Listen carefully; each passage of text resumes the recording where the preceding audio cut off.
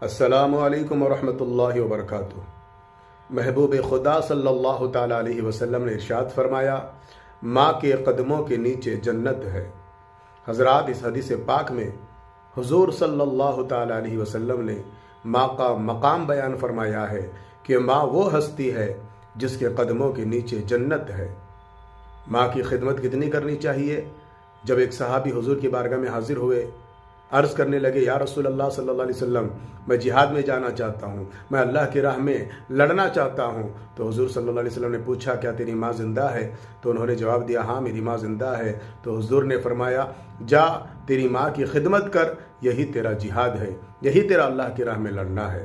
تو حضرات، ہمیں بھی اپنی ماں کی عزت کرنی چاہیے، انہیں خوش کرنا چاہیے، انہیں راضی کر کے اللہ کی رضا حاصل کرنے کی کوشش کرنی چاہیے۔